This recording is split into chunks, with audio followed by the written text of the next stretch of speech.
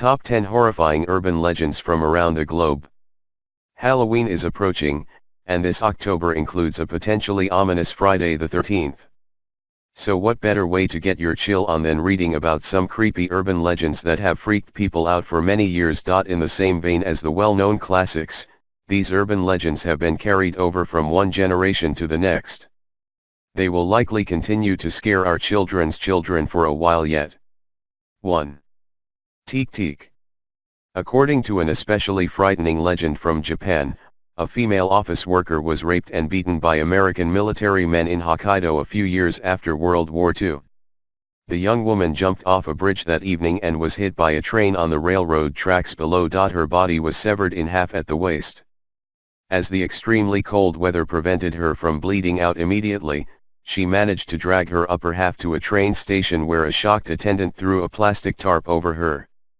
She eventually died in extreme agony. Urban legend now has it that 3 days after you hear or read about this tale, the ghost of the young woman will appear to you, making a teek teek sound as she crawls toward you on her arms. You cannot outrun her as she can reach speeds of up to 150 kilometers per hour, 93 miles per hour. Her mission is to catch as many people as she can. Then she will cut off and steal the lower halves of their bodies. The only way to escape certain death is to answer her questions. If she asks whether you need your legs, you must reply that you need them right now. And if she asks who told you her story, you must answer, Kashima Reiko. 2. The Devil's Toy Box. The Hellraiser movies are said to have inspired a terrifying legend making the rounds in America. It is alleged that there is a one-room cabin called the Devil's Toy Box in Louisiana that contains a bunch of mirrors from the floor to the roof. According to the tale, if a person goes into the cabin and stays too long, the devil will appear and take that person's soul. During their investigations, paranormal researchers found that the mirrors make up the 6 sides of the cabin, but they face inward. It is said that no one can stay in there longer than 5 minutes. One man stayed over 4 minutes, came out mute, and never spoke again. A woman allegedly suffered cardiac arrest while inside the cabin, and a teenage boy had to be forcibly removed while kicking and screaming. He killed himself 2 weeks later. 3. Poinciana Woman. One of the most unsettling urban myths to come out of Australia tells the story of a young woman who was raped by Japanese fishermen at Darwin's East Point. When she realized she was pregnant, she was horrified and hanged herself from a poinciana tree. Her restless spirit started stalking men in East Point, appearing to them as a beautiful vision in white. However, as soon as the men are entranced by her, she turns into a fearful hag with long claws, eviscerates them, and eats their intestines. For those who are brave, the poinciana woman can be summoned by spinning around 3 times on a dark, moonless night and calling out her name. Her distinctive scream will let you know that she has been successfully summoned. 4.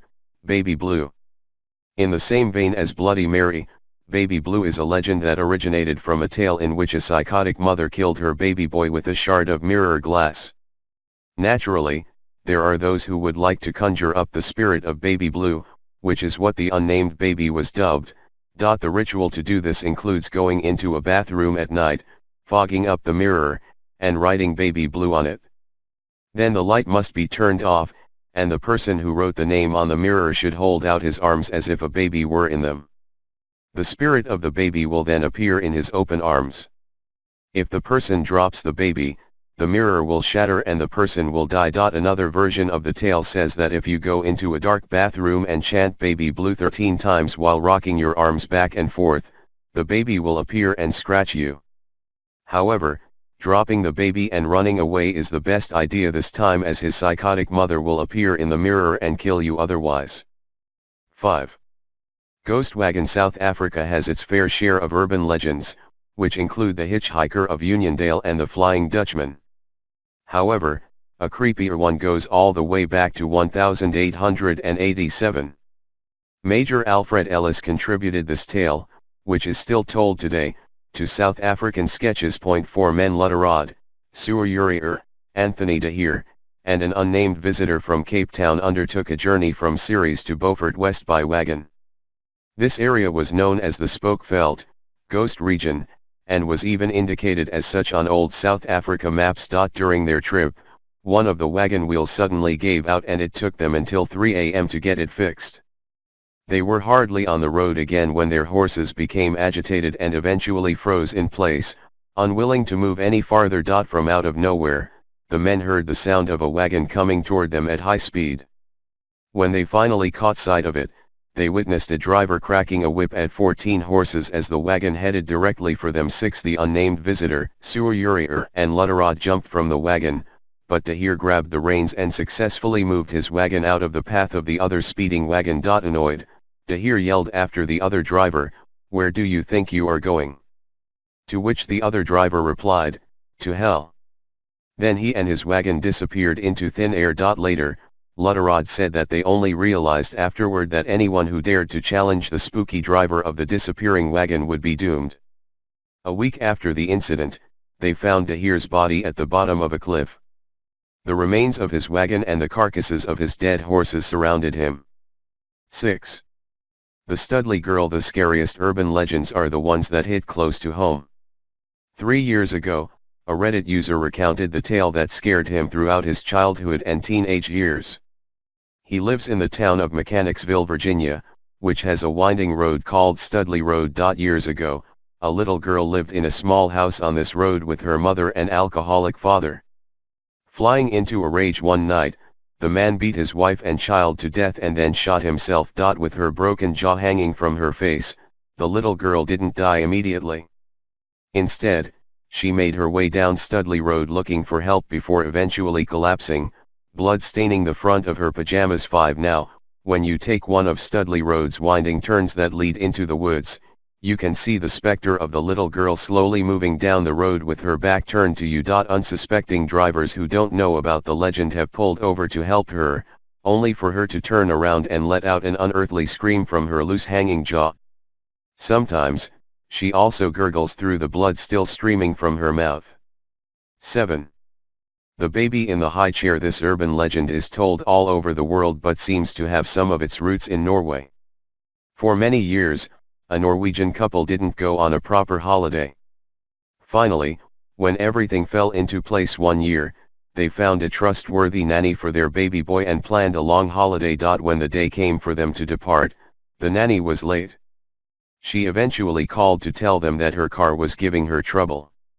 However, she said that she could call a mechanic and then walk to their home as she was only about 15 minutes away. Reassured by this, the couple strapped their baby to his high chair, kissed him goodbye, and then left for their holiday as they were already late for the airport.